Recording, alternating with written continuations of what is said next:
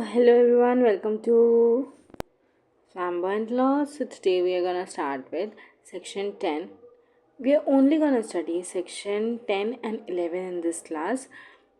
हम थोड़ा अच्छे से समझेंगे कि section 10 और 11 क्या है, because these sections are very important from the examination point of view and CPC की language is little tough. So 10 says that stay of suit. अब मान लो ए है और बी है, ये इनकी एक प्रॉपर्टी है, ठीक है। अब ए बोल रहा है कि मुझे इस प्रॉपर्टी में एक हिस्सा मिलना चाहिए, है ना। बी बोल रहा है ये प्रॉपर्टी मेरे नाम की गई थी, तो विल में मेरा नाम था, तो पापा ने मेरे नाम करी थी, तो मेरी प्रॉपर्टी है। पर ए बोल रहा है, विल को चैलेंज कर रहा है कि प्रॉपर्टी में हिस्सा मुझे भी मिलना चाहिए, प्रॉपर्टी विल तुमने फ्रॉड करके फ्रॉडुलेंट तरीके से हत्याई थी। तो ये अब ए सूट फाइल करता है कोर्ट में, ठीक है। कोर्ट 1 नाम लग देते हैं इसका। ये मांगता है इस प्रॉपर्टी में पार्टीशन। अब बी जाता है और कोर्ट 2 में सूट फाइल कर देता है कि प्रॉपर्टी मेरी है तो मेरे ही ओनरशिप राइट्स उसमें होना चाहिए। तो ए आके मेरी प्रॉपर्टी में कभी भी आ जाता है तो उसको ये प्रॉपर्टी, उसका राइट, उसका पोजेशन हटाओ वहाँ से। दोनों एक ही साथ रह रहे हैं, ये बोल रहा है मुझे इस प्रॉपर्टी में रहना है, मेरा भी पोजेशन, मेरा भी ओनरशिप राइट है। ये बोल रहा है, सेम ओनरशिप की बात कर रहा है, सेम टाइटल की बात कर रहा है, बोल रहा है कि मेरा टाइटल है इस प्रॉपर्टी पे, मेरा टाइटल है और ए इस प्रॉपर्टी में बिना बात के रह रहा है। तो सेम केस हो गए, है ना। सेम केस हो गया, सेम मैटर इन इशू हो गया, सेम मैटर इन इशू। ये बोल रहा है तुम घर खाली करके जाओ और ये बोल रहा है तुम मेरा राइट है, तुम घर खाली करके जाओ। सेम मैटर इन इशू हो गया। तो क्या दो अलग अलग कोर्ट में ये केसेस चल सकते हैं क्या? दो अलग अलग कोर्ट में सेम काइंड ऑफ केस चल रहा है, सेम पार्टीज के बीच में, जिसमें सेम मैटर ऑफ इशू है, तो ऐसा नहीं हो सकता।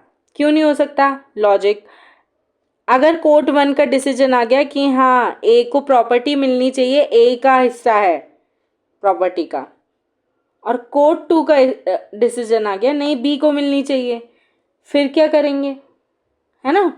कोर्ट्स का टाइम भी वेस्ट हुआ है, पार्टीज की भी अलग फीस लगी है। तो इसलिए ये सेक्शन 10 दिया गया है, स्टे ऑफ सूट, जो कि किस चीज की बात करता है? रेस सब्जुडाइज की। रेस सब जुडिस। रेस सब जुडिस मतलब केस पेंडिंग। अगर किसी सेम सब्जेक्ट मैटर का सेम पार्टीज के बीच में केस पेंडिंग है किसी और कोर्ट में, दो कोर्ट्स में केस पेंडिंग है, तो अगर फॉर्मर केस कहाँ आया? ए के पास, कोर्ट 1 में आया। पहले सबसे पहले कहाँ रजिस्टर हुआ? कि कोर्ट 1 में रजिस्टर हुआ। तो ये जो कोर्ट 2 में जब हुआ था ना रजिस्टर, तो इस पे स्टे लग जाएगा, इस वाले केस पे स्टे लग जाएगा। अब इसमें पहले रजिस्टर हुआ इसलिए इसमें स्टे नहीं लगा सकते। क्यों?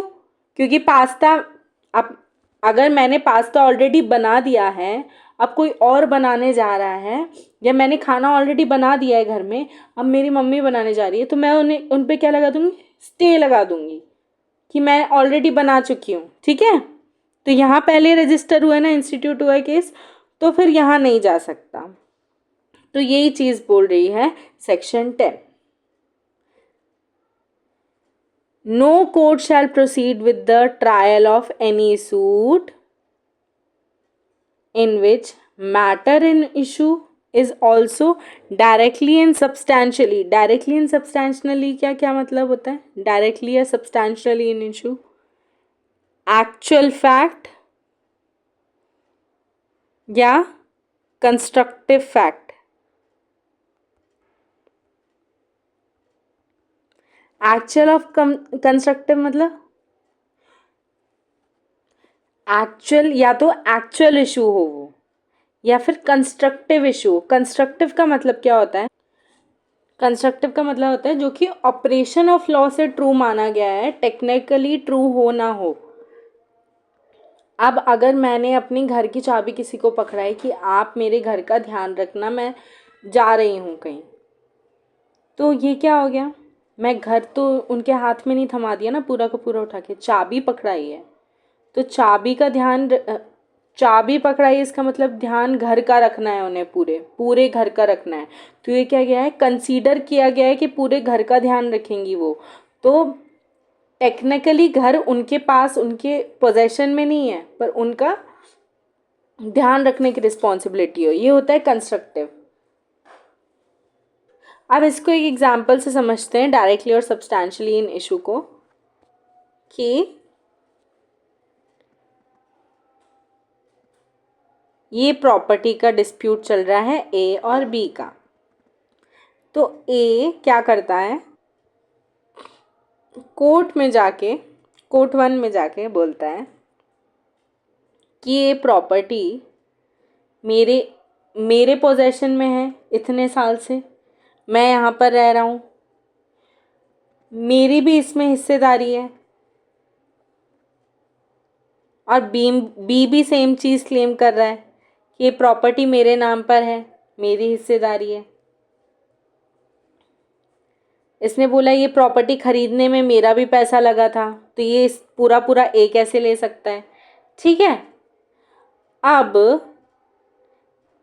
अगर इस केस, या तो ये पेंडिंग है या इस पे डिसीजन आ गया, ठीक है, ये केस वापस कोर्ट 2 में जाता है ए लेके और बोलता है कि ये जो प्रॉपर्टी है ये विल के थ्रू मेरे नाम करी गई है।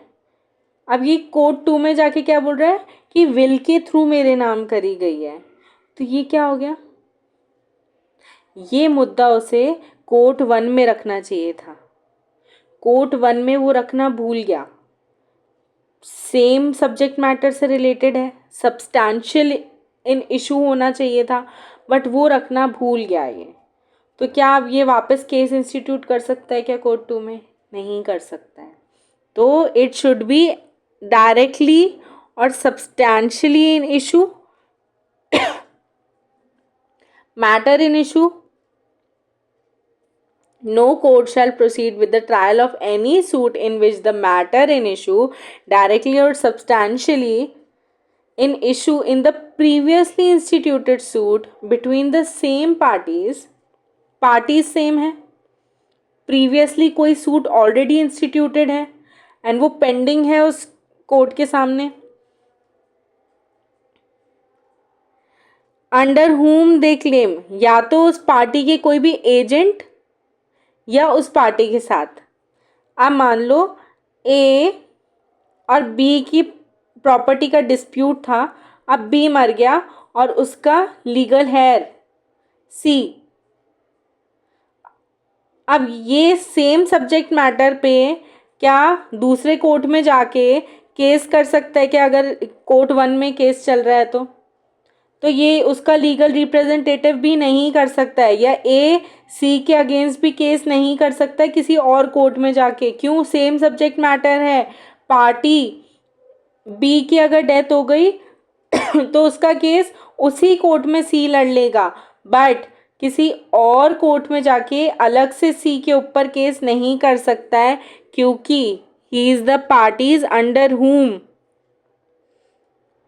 he is claiming litigation under the same title। ठीक है, एजेंट है उसका, टाइटल सेम होना चाहिए। अब इस कोर्ट में ओनरशिप की बात हो रही है तो इस कोर्ट में भी ओनरशिप की ही बात होनी चाहिए। तो ऐसा केस डील नहीं कर सकते। बट हाँ, अगर टाइटल अगर अलग क्लेम कर रहे हो आप तो डील कर सकते हो। अब ए कोर्ट में बोल रहा है, कोर्ट 1 में, कि मुझे इस प्रॉपर्टी में रहने का हक देना चाहिए, तो पोजेशन की बात कर रहा है। और कोर्ट 2 में बोल रहा है, just for an example I am telling, कि कोर्ट 2 में ए बोल रहा है कि ये विल चैलेंज किया जा रहा है कि ये विल फर्जी है, ठीक है, और इसका ओनरशिप का राइट मेरे पास भी होना चाहिए। तो दोनों में अलग अलग टाइटल क्लेम कर रहे हैं तो वो चलेगा, बट सेम टाइटल नहीं होना चाहिए दोनों कोर्ट्स में। तो नो, वापस वी आर स्टडिंग। तो मेन पॉइंट्स हम स्टडी कर रहे हैं एग्जाम्पल्स के साथ। मैटर इन इशू अपन ने कर लिया, directly and substantially in issue कर लिया हमने, बिटवीन द सेम पार्टीज ये हमने देख लिया है, और बिटवीन पार्टीज अंडर हुम और एनी ऑफ देम क्लेम, तो हमने लीगल रिप्रेजेंटेटिव का भी देख लिया है। अंडर द सेम टाइटल, ये भी हमें पता चल गया अंडर द सेम टाइटल क्या होता है, where such suit is pending in the same और any other court in India have jurisdiction to grant relief claimed. अब वो अगर कोर्ट 1, कोर्ट 2, ठीक है, ए ने कोर्ट 1 में गया और बोला कि मुझे मेरी ये प्रॉपर्टी है, इसको डैमेज किया गया है और इस पर कब्ज़ा कर लिया है, प्रॉपर्टी को डैमेज किया गया है और इस पर कब्ज़ा कर लिया है किसने, बी ने। तो कोर्ट 1 में उसने बोला कि मुझे इसका जो डैमेज हुआ है ना उसका कॉम्पनसेशन चाहिए, और कोर्ट 2 में उसने जाके वापस सूट इंस्टीट्यूट किया for possession, for restitution, recovery बोल सकते हैं हम, रिकवरी ऑफ प्रॉपर्टी या रेस्टिट्यूशन बोल सकते हैं, कि उसका पोजेशन ए को वापस दिया जाए, क्योंकि कोर्ट 1 जो था वो रेस्टिट्यूशन प्रोवाइड करने की कॉम्पिटेंस नहीं थी उसमें, वो कॉम्पिटेंट ही नहीं था, ठीक है। तो यहाँ कॉम्पिटेंसी की अगर बात करें तो रिलीफ जो क्लेम कर रहा है ना ये ए, उसका कॉम्पिटेंस होना चाहिए कोर्ट को, तभी वो माना जाएगा कि वो, तभी स्टे लगाया जाएगा दूसरे अगर केस इंस्टीट्यूट करवाया गया है तो उस पे, नहीं तो स्टे नहीं लगाया जा सकता। आप मान लो इसका कॉम्पिटेंसी नहीं है तो कोर्ट 2 मना कर सकता है क्या कि नहीं तुम वहीं जाओ, तुम जहाँ पहले गए थे तुम वहीं जाओ, वहीं उसी कोर्ट के पास बोलो कि तुम्हें रिकवरी भी करनी है, अपने कब्ज़ा भी हटाना है बी से। पर आप बोलोगे कि भैया उस कोर्ट के पास तो कॉम्पिटेंसी नहीं है, वो तो उसके पास पावर ही नहीं है मुझे ये डिसीजन देने की, तो उसके पास कैसे बोलूँ, तभी तो तुम्हारे पास आया हूँ। तो तब उस केस में जो कोर्ट 2 है वो ये केस हैंडल कर लेगा, उस पर स्टे नहीं लग सकता।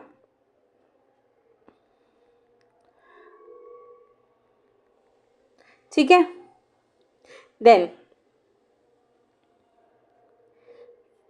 अब क्या फॉरेन कोर्ट्स में भी, जो हमने फॉरेन कोर्ट पढ़े थे सेक्शन 2 क्लॉज 5 के अंदर, कि फॉरेन कोर्ट्स जो होते हैं उसमें अगर कोई केस इंस्टीट्यूट हुआ है क्या वो उस पर भी स्टे लग जाएगा क्या। मान लो अगर प्रॉपर्टी का केस छोड़ो, मान लो ए रहता है कहाँ, बी रहता है ऑस्ट्रेलिया में, उसने कॉन्ट्रैक्ट किया इंडिया आके, इंडिया आके उसने कॉन्ट्रैक्ट किया कि मैं तुम्हें गुड्स प्रोवाइड करूँगा और तुम मुझे इसके बदले में कैश दे दो, मैं एडवांस पेमेंट लूँगा। तो इसने कैश दे दिया, एडवांस पेमेंट पूरा, या ऑस्ट्रेलिया गया और इसने गुड्स ही प्रोवाइड नहीं किए, तो ए कोर्ट 1 में गया और इसने सूट इंस्टीट्यूट कर दिया बी के अगेंस्ट कि कॉन्ट्रैक्ट का ब्रीच हुआ है। अब ये क्या ऑस्ट्रेलिया के कोर्ट में भी जाके इंस्टीट्यूट कर सकता है क्या सूट, तो हाँ बिल्कुल कर सकता है। क्यों? सूट का टाइटल सेम है, पार्टीज सेम है, मैटर इन इशू सेम है, कॉम्पिटेंस भी है कोर्ट 1 का, पर जो कोर्ट है, ये कोर्ट 2 जो है, ये है फॉरेन कोर्ट। और हमारा सेक्शन 10 फॉरेन कोर्ट पे स्टे नहीं लगाता है। कौन कौन से कोर्ट्स पे लगाता है स्टे? अगर सेम मैटर इंडिया के अंदर किसी भी कोर्ट में डील हो रहा है उस पे लगाता है। फॉरेन कोर्ट में आप करो, सेम केस करो सेम पार्टी पे, चलेगा। पर इंडिया के अंदर या फिर कोई इंडिया के अंदर जो भी कोर्ट है उसके अंदर अगर सेम मैटर चल रहा है आपका तो उस पर स्टे लग जाएगा। या फिर कोई भी ऐसा कोर्ट है जो कि established and run by central government है, भले ही इसका ज्यूरिसडिक्शन बाहर, मतलब बाहर हो, बाहर इस्टेब्लिश्ड हो इंडिया के, तब भी वो उस पर स्टे लग सकता है। या फिर court is having jurisdiction before the supreme court, supreme court के हाथ में उसका ज्यूरिसडिक्शन, तब भी उस पर स्टे लग सकता है। बस फॉरेन कोर्ट्स ही एक्सेप्शन है। और ये चीज़ क्या बोलता है, हमारा एक्सप्लेनेशन बोलता है, pendency of suit in foreign court does not preclude the courts in India from trying a suit founded on the same cause of action। तो सेम कॉज ऑफ एक्शन का सूट अगर इंडिया में भी चल रहा है तो फॉरेन कोर्ट उसे स्टे नहीं लगा सकते, या इंडिया के कोर्ट फॉरेन कोर्ट में स्टे नहीं लगा सकते हैं, यही बात बोल रहा है। तो ये हो गया हमारा सेक्शन 10। अब आते हैं हम सेक्शन 11 पे, रेस जुडिकाटा पे। अभी हमने पढ़ा था रेस सब जुडिस। रेस सब जुडिस का मतलब क्या होता है? Pendency of suit. सेक्शन 10 उसमें क्या थे? सूट पेंडिंग थे, ठीक है। तो ये सेक्शन 10 की बात हुई, हमने ऑलरेडी पढ़ लिया। अब मान लो ए और बी का प्रॉपर्टी का डिस्प्यूट है और दोनों कोर्ट में रजिस्टर है, कोर्ट 1 में भी और कोर्ट 2 में भी, ठीक है। अब इन दोनों अब मान लो किस पार्टी, मतलब ये पार्टीज का काम होता है ये बताना कि उस कोर्ट, एक और कोर्ट में सूट पेंडिंग है, कि कोर्ट का काम होता है ये देखना। तो कोर्ट के पास इतना टाइम नहीं होता है, पार्टीज का ही काम होता है। वो बोले कोर्ट को कि ये सूट ऑलरेडी इस कोर्ट में चल रहा है, उस पर स्टे लगा दिया जाए, तब कोर्ट स्टे लगवाएगा, ठीक है। तो अब ना ए ने बताया कोर्ट को कि कोर्ट 2 में भी चल रहा है मेरा, ना बी ने बताया। वैसे तो ये मैंडेटरी सेक्शन है, बट इन्फॉर्म नहीं किया गया को इस वाले कोर्ट को, कोर्ट 1 को, जहाँ सूट फॉर्मर इस्टेब्लिश इंस्टीट्यूट हुआ था, उसको बताया नहीं गया कि कोर्ट 2 में भी सेम प्रॉपर्टी का केस चल रहा है, सेम मैटर से रिलेटेड। अब मान लो कोर्ट 2 का डिसीजन पहले आ गया, कोर्ट 2 ने फटाफट डिसाइड करके और डिसीजन सुना दिया कि बी को प्रॉपर्टी मिल जाएगी पूरी की पूरी, कोई पार्टीशन नहीं होगा, कुछ नहीं होगा, बी के पास जाएगी प्रॉपर्टी। कोर्ट 2 का डिसीजन पहले आ गया। तो अब बताओ कि इसको हम फॉर्मर बोलेंगे कि इसको हम फॉर्मर बोलेंगे? बताओ, ये फॉर्मर हुआ कि ये फॉर्मर हुआ? तो जिसका डिसीजन पहले आ जाता है ना, उसको हम फॉर्मरी इंस्टीट्यूटेड सूट बोलेंगे। और अब स्टे किस पे लगेगा? इस पे लगेगा, क्योंकि this has already been decided, ये ऑलरेडी इसका डिसीजन आ चुका है। और जब डिसीजन आ जाता है तो उसमें हम बोलते हैं रेस जुडिकाटा। अगर किसी भी सूट का डिसीजन एक कोर्ट में आ गया है तो कोई भी और सूट उसे सेम मैटर पे, सेम लेवल का कोर्ट उस सूट को ट्राई नहीं कर सकता है। ये हम ट्रायल की बात कर रहे हैं, हम अपील की बात नहीं कर रहे हैं। अपील ऑब्वियसली हो सकता है उस केस पे, but same case newly file नहीं हो सकता है। अब ये हमने एक्सप्लेनेशन 1 भी पढ़ लिया और हमने रेस जुडिकाटा भी पढ़ लिया। No court shall try any suit or issue, any suit or issue, issue का मतलब होता है कोई भी पॉइंट। अब इसे भी एक एग्जांपल से समझते हैं कि ए और बी का कॉन्ट्रैक्ट हुआ था कि ए बी को कार देगा, और क्या, बी उसे पैसे देगा।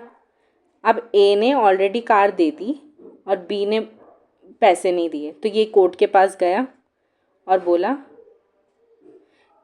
कि मेरे को पैसे नहीं मिले हैं, मेरे को पैसे मिलने चाहिए। तो बी ने बोला कि मैं तो माइनर हूँ, मैं कैसे दूँ पैसे को, ये तो वॉइड है ना। तो इसमें इश्यूज क्या बनाए कोर्ट ने, इज कॉन्ट्रैक्ट वैलिड, क्या कॉन्ट्रैक्ट वैलिड है, और is a entitled for money compensation, is a entitled for compensation. अब इस कोर्ट ने बोल दिया कि ये केस वॉइड एब इनिशियो है,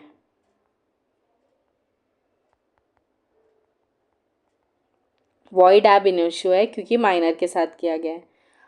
अब इसका ना एक ऐसा भी कॉन्ट्रैक्ट था कि 15 दिन बाद ये कार के साथ क्या देगा, एक स्कूटी देगा इसको, तो वो भी इसने दे दी थी, पर उसके भी पैसे नहीं दिए इसने, बी ने इसको। तो ये जाता है कोर्ट 2 स्कूटी के मामले के लिए। कोर्ट ए में कार के लिए गया था, कोर्ट बी में स्कूटी के लिए गया, ठीक है। अब क्या सेम इशू जो ऑलरेडी डिसाइड हो चुका है, इस कॉन्ट्रैक्ट वैलिड, उसका वापस डिसीजन क्या कोर्ट 2 को देना पड़ेगा क्या, नहीं, कोर्ट 1 में ऑलरेडी सेम इशू से डील हो चुका है ना, तो अब वो नहीं, वो इशू बंद हो चुका है, ख़त्म हो चुका है। अब कोर्ट 1 ने उस पर डिसीजन दे दिया है, तो वो इशू कोर्ट 2 डील नहीं कर सकता। कोर्ट 2 के पास उस इशू को डील करने का कोई पावर नहीं है, क्योंकि it has already been dealt with court 1। तो no court shall try any suit or issue in which matter directly or substantially in issue has been directly or substantially in issue, या तो it is directly or substantially in issue या it has been directly or substantially in issue between the same parties under the same title in a court competent to try such subsequent suit, and the suit in which issue has been subsequently raised has been heard and finally decided by such court. Court 1 ने finally decide कर लिया था ना void एब इन issue है, bye hearing and finally deciding on such issue, तो वो court 2 में जाके सेम इशू नहीं डील कर सकते, ठीक है। तो ये हो गया definition. Now coming on to explanation. अब एक्सप्रेशन फॉर्मर सूट क्या बोलता है, former suit shall denote a suit which has been decided prior to the suit in question whether or not it was instituted prior। इससे फ़र्क नहीं पड़ता कि पहले किस कोर्ट में इंस्टीट्यूट हुआ था, अगर उस पर डिसीजन पहले आ गया तो वो फॉर्मर सूट होगा, और जिसमें बाद में आया वो सब्सिक्वेंट सूट होगा। Then purpose of this section, competence of court shall be determined irrespective of provision as to a right of appeal from the decision of the court। तो अगर किसी, मान लो कोर्ट 1 में और कोर्ट 2 में दोनों जगह केस इंस्टीट्यूटेड है, पर कोर्ट 1 में जो अपीलेंट कोर्ट है कोर्ट 1 का, जहाँ पर अपील जाएगी, उनके पास किसी चीज़ को डील करने की कॉम्पिटेंसी नहीं है। तो ऐसा थोड़ी ना है कि कोर्ट 1 में पहले अगर इंस्टीट्यूट हुआ है तो तब भी कोर्ट 1 पे स्टे लगा दिया जाए, तो ऐसा नहीं हो सकता।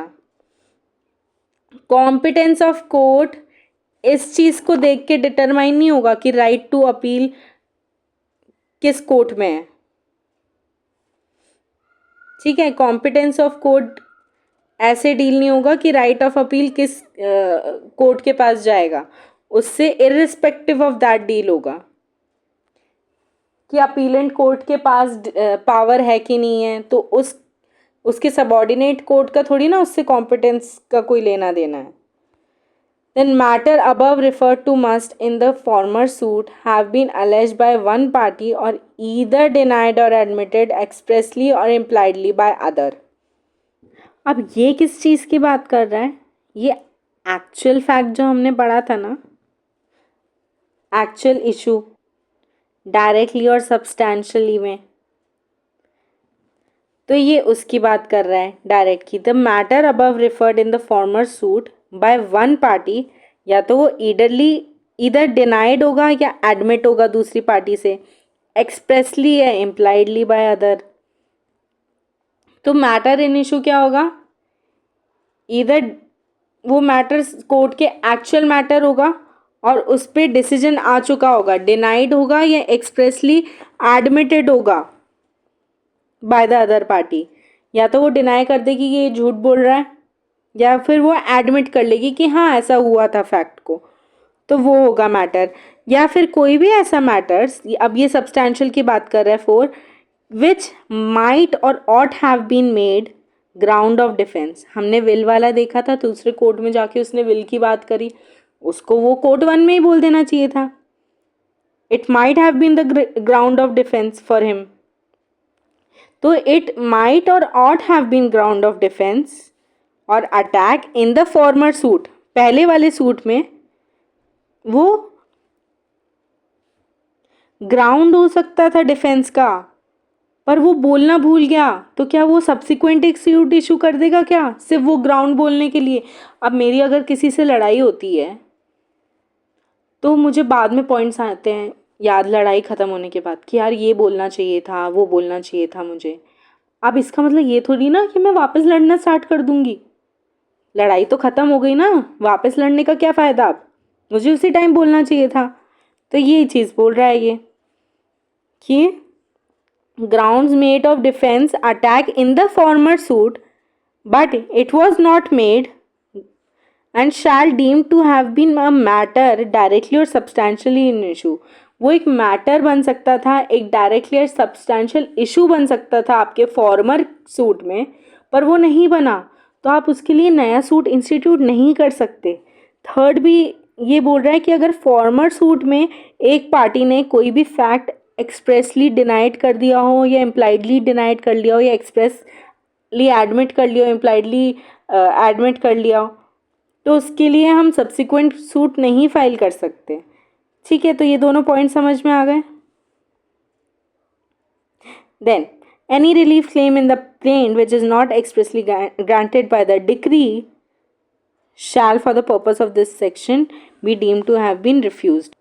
अब कोर्ट में जाके किसी ने कोई प्लेंट डाला, मान लो कॉम्पनसेशन मांगा और रिकवरी ऑफ प्रॉपर्टी मांगी, यहाँ मैंने मांगा compensation and as well as recovery of property. अब कोर्ट ने मुझे रिकवरी ऑफ प्रॉपर्टी तो दे दिया पर कॉम्पनसेशन नहीं दिया, तो it shall deem to be, वो क्या माना जाएगा? It shall deem to have been refused, ऐसा माना जाएगा कि कोर्ट ने रिफ्यूज़ कर दिया। अब 6 की बात कर रहे हैं, एक्सप्लेनेशन 6। तो हमने क्लास सूट के बारे में पढ़ा है, क्लास सूट कंपनीज एक्ट में भी पढ़ा है क्लास सूट के बारे में। पीआईएल के बारे में हमने पढ़ा है। पीआईएल क्या होता है? Public interest litigation. गंगा नदी डर्टी है तो उससे आसपास के लोग अफेक्ट हो रहे हैं, उन्हें बीमारियां हो रही हैं। अब एक पर्सन ने जाके, एमसी मेहता ने जाके उस पर केस कर दिया, पीआईएल फाइल करी कोर्ट के सामने कि इसको क्लीन करवाया जाए, बहुत सारे लोगों की हेल्थ अफेक्ट हो रही है। तो ये सारे पर्सन्स जो हैं ये अलग अलग जाके सूट इंस्टीट्यूट नहीं करेंगे, इनका एक क्लास सूट होगा, क्लास एक्शन होगा, जो कि एमसी मेहता के अंदर क्लेम कर रहे हैं। अगर इस MC मेहता के PIL पे अगर कोर्ट का डिसीजन आ गया तो अलग से सबको कॉम्पनसेशन नहीं मिलेगा। उसी सूट में अगर कोर्ट को ऐसा लगता है तो वो सबको 1-1 लाख का कॉम्पनसेशन प्रोवाइड कर सकती है, जो जिनको भी हार्म हुआ है उनको, या फिर जो भी डिसीजन आएगा वो बाइंडिंग होगा सब पे, सब उसको क्लेम करेंगे। तो यही बात बोल रहा है 6, where persons litigate bona fide in respect of a public right or a private right claimed in common for themselves. All person interested in such right shall be deemed to claim under the person so litigating. Now provisions of this section shall apply to the proceedings for the execution of a decree. अब any question which arised for the execution of decree, कि कैसे execute होनी चाहिए ये decree, तो ये subsequent proceeding में भी जो उसका आंसर कोर्ट ने दिया वो अप्लाई होगा कि एक डिक्री कैसे एग्जीक्यूट होनी चाहिए। अगर उसका फॉर्मर केस में ऑलरेडी कोर्ट डिसीजन सुना चुकी है तो सब्सिक्वेंट प्रोसीडिंग में वापस सेम क्वेश्चन कोर्ट के सामने नहीं रख सकते। Then an issue finally heard and decided by the court of limited jurisdiction competent to decide such issue. अगर कोई भी issue heard and decided by a court है, कोर्ट ने हियर कर लिया है और डिसाइड कर लिया उस इशू पे, अगर कोर्ट का कॉम्पिटेंस था उस इशू पे डिसाइड करने का बट उसके बाद ज्यूरिसडिक्शन नहीं था, then res judicata in subsequent suit उस इशू पे एप्लीकेबल होगा।